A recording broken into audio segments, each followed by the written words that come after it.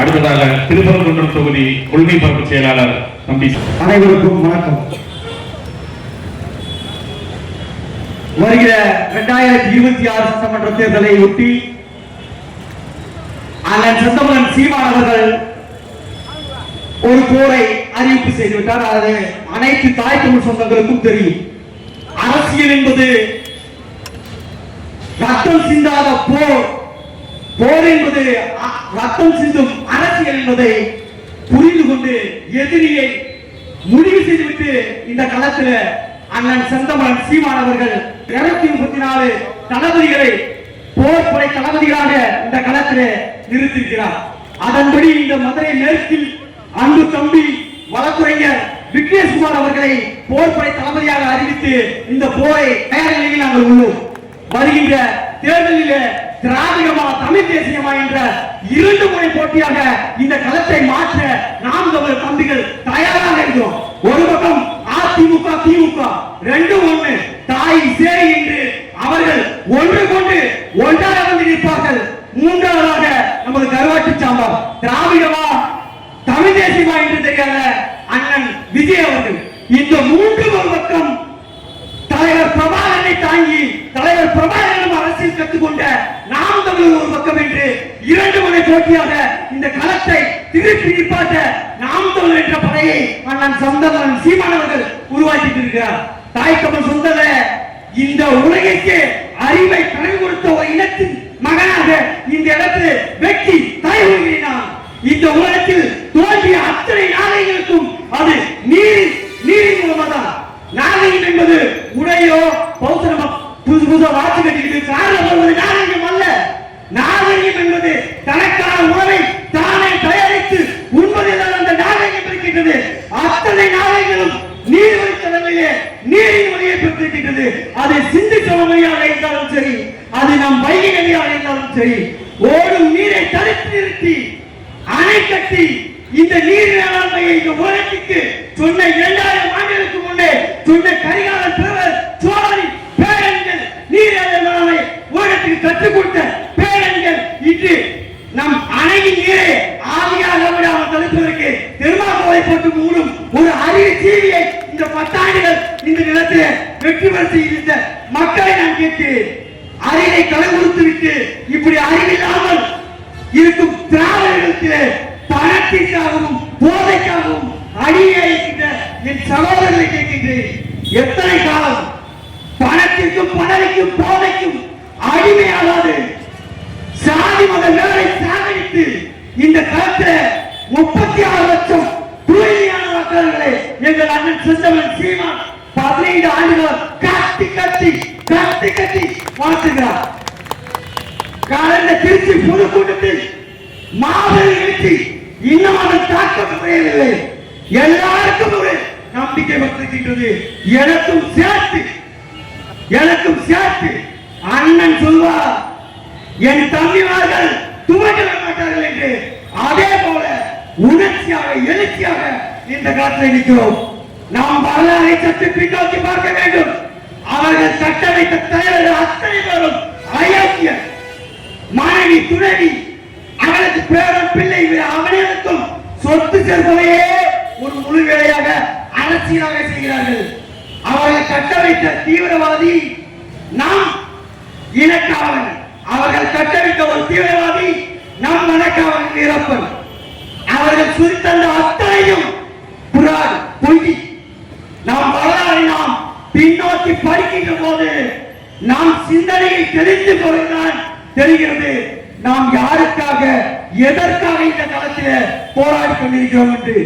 பொண்டாட்டிக்கு 1000 ரூபாய், அம்மாக்கு ஓய்வூதிய 1000 ரூபாய், ஆம்பளைக்கு என்ன சரக்க போட்டு போறீங்க, ஆம்பளை இருக்காது.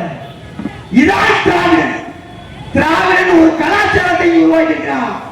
பாட்டுக்கு 500 ரூபாய் வச்சிருந்தாலும் அவன் காசு குடிக்க மாட்டான்.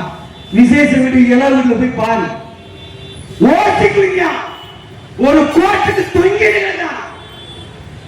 மாபெரும் 50,000 ஆண்டுகள் இந்த வரலாற்றை எப்பேற்பட்ட பேரினத்தின் மக்கள் இன்னைக்கு 500,000க்கு அவன் விலை போகிறார். அதற்கு காரணம் இந்த 70 ஆண்டு கால அரசியல். உங்களுக்கு ஒன்றே ஒன்று நான் சொல்லிக் கொள்கிறேன். சிவகாசி ஒரு விபத்து, தீ விபத்து. தீ விபத்தில் ஒரு பெண் தன் ஆடையில் பற்றிய தீயை அணைப்பதற்கு தன் ஆடைகளை கலைத்து அவள் தன் உயிரை காக்க ஓடி வருகிறார். பிறந்த வழியாக ஓடி வருகிறார். வெளியில் ஆண்கள் கூட்டம், சொல்லலாம் சித்தப்பா, எந்த உயிரை காக்க தன் ஆடைகளை அவுத்து பிறந்த வழியாக ஓடி வந்தாலோ நம் மானம் போய்விடுமே. நம் உறவுக்காரர்கள் நம்மை துணி இல்லாமல் இப்படி பிறந்த வழியாக பார்த்த நம் மானம் போய்விடுமே என்று அந்த பெண் அந்த நொடியே மானம் தான் முக்கியம் என்று எந்த தீயில் வந்தாலும் அந்த தீயை நோக்கி ஓடிச்சு போயிட்டார். மானம் இதை விட ஒரு எடுத்துக்காட்டு இனத்துக்கு வேணுமா? மானம், வீரம், நெற்கட்டும் சேவல், நம் பாட்டன் போய் சேவல், அவன் படை காலாட் படை, வாழும் வேலும் எழுதி நிற்கும் படை, போய் அண்ணா அடிச்சுவான். எதுக்கு அவன் துப்பாக்கி வச்சிருக்கான், அது வச்சிருக்காங்க பார்க்க மாட்டான். தெரியும் அவன் சுடுவான் சாவான் என்று தெரிந்தும் களத்தில போராடி வீரச்சாவடித்த எண்ணற்ற ஆண்டுகளில் கனவு தேசம் அவன் செத்ததுனால இன்னைக்கு நம்ம இப்படி உட்கார்ந்துருக்கோம். எல்லாமே ஒரு உரிமை. தலைவர் சொல்வது போல அடிமை வாழ்வினும் உரிமை சாவுங்களானது.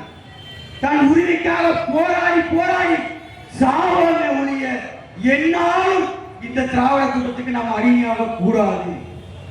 அதை மட்டும் சிந்தித்துக் கொள்ளுங்கள். உங்களது பிள்ளைகள் இந்த 70 ஆண்டு காலம் திராவிடர்கள் பல சதித்திட்டங்களை தீட்டி நம் சொந்த உறவுகளுக்கு சாதி மத சண்டையை, சாதி மத உணர்வை தூண்டி தூண்டி நம்மளை பகைவர்களாக்கி அவர்கள் ஆகிவிட்டார்கள்.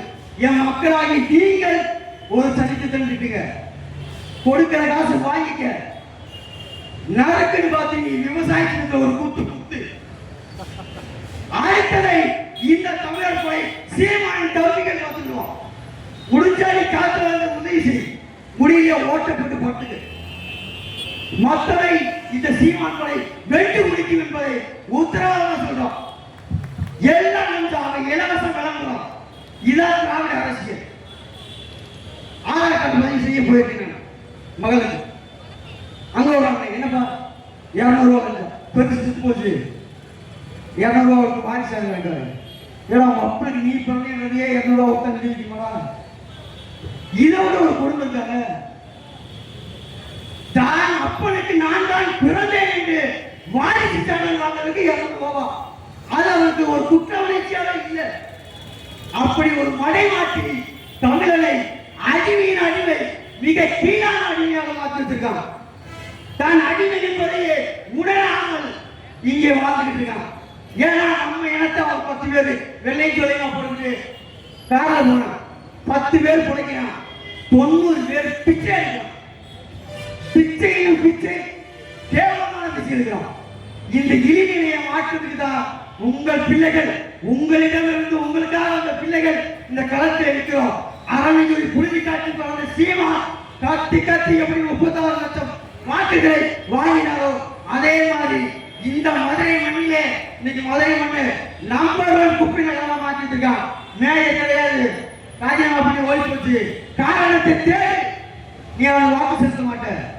மேய எல்லா நகரம் குப்பை நகரத்தில் இருந்து என் மக்கள் என் உறவினர்களை கேட்டுள்ளது.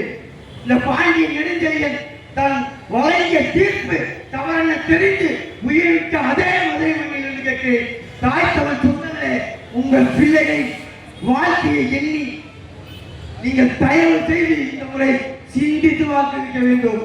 நம்பி நம்பி ஏமாந்த நீங்கள் நம்பாமல் ஏமாந்து வரக்கூடாது என்பதை கூறி நன்றி வணக்கம். நாம் தமிழர்.